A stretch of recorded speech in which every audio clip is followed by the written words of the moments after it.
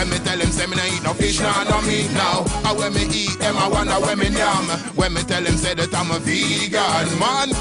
A lot of times, many people ask me, what does veganism have to do with Pokemon? And as you clearly can see, I have Pokemon here, I have Pokemon there.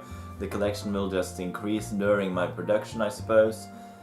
And I also use a lot of Pokemon music in the background of my videos.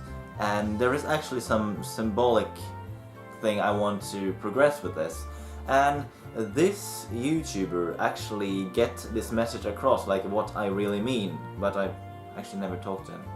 This week we're checking out Pokemon as blood sport. When parent groups rage against these games claiming that they depict violence towards animals, are they right? Are trainers just glorified animal abusers? It's a concern that was even addressed directly through the villains of Pokemon Black and White, Team Plasma, a team whose philosophy was to free all Pokemon from their supposed human enslavement. Channel the Game Theory, he actually has a point there. You actually have creatures, this is about the same size as the regular Pokemon, where you actually put them inside of a bowl to shrink to this level, and then you make them fight against each other. And in the real world, would this be vegan? Well, the question here is not if Pokemon as a game is vegan, because it certainly is, but the ideology of making other creatures fight together. I mean, if they were a real-life creature, this would be awful.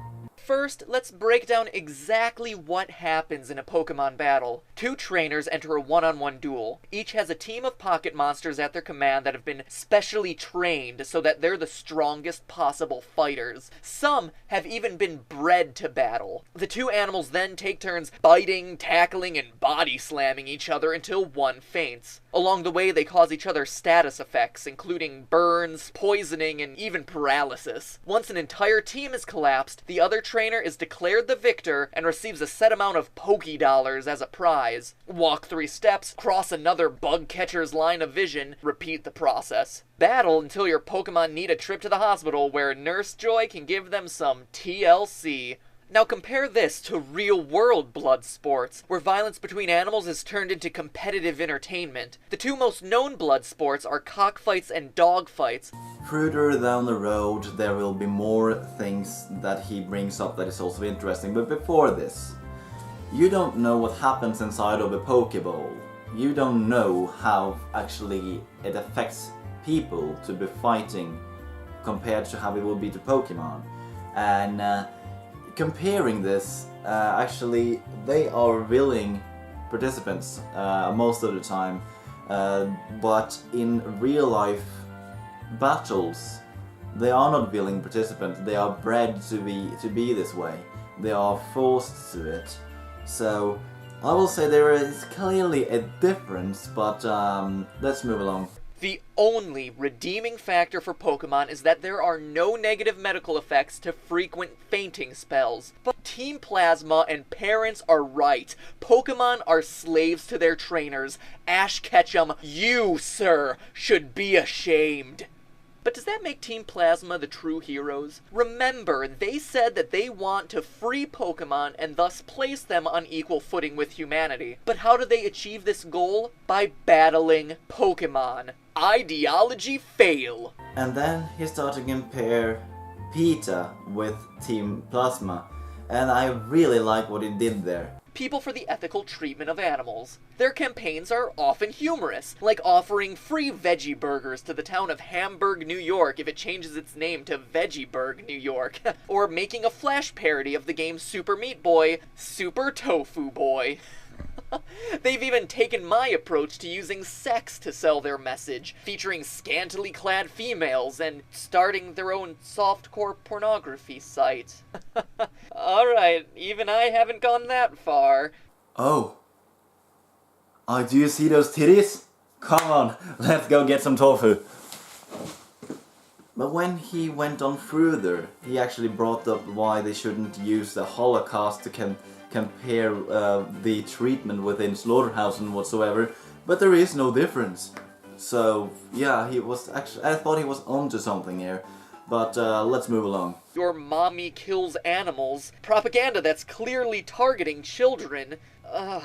Well, aside from occasionally throwing red paint on fur coats, their methods are entirely legal. But maybe we should look at a different group. The Animal Liberation Front, the self-proclaimed Underground Railroad of Animal Protection. Their methods are illegal, stealing animals from farms and labs and destroying facilities.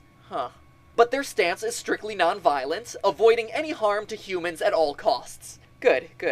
But not all ALF members agreed that humans should be protected. Okay, first of all, it is a movement that is full of random people. There is no membership here.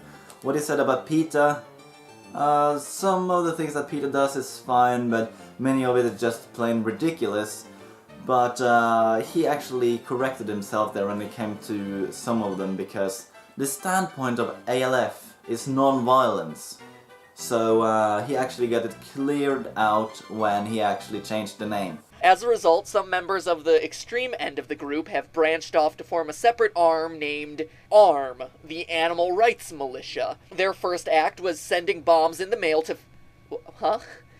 Sending bombs in the mail to 5 British parliamentary leaders, including then Prime Minister Margaret Thatcher. Subsequent attacks have used car bombs! Even more bizarre tactics have them robbing the graves of former leaders of animal testing labs and even poisoning food products across large supermarket chains? Team Plasma was moderate by these real-world standards. Yes, some people are extreme. They call me extremists. I am not like ARM, nor am I physically attacking anybody. So this is quite weird to me that he actually puts it like this is a normal thing when it definitely isn't. Then again, that people such as ARM cease to exist is not very strange, because someone are very cruel and measures actually tend to happen. I'm not a fan of it, but I know why it tends to happen. The way he ends the video actually make me kind of lose the hope.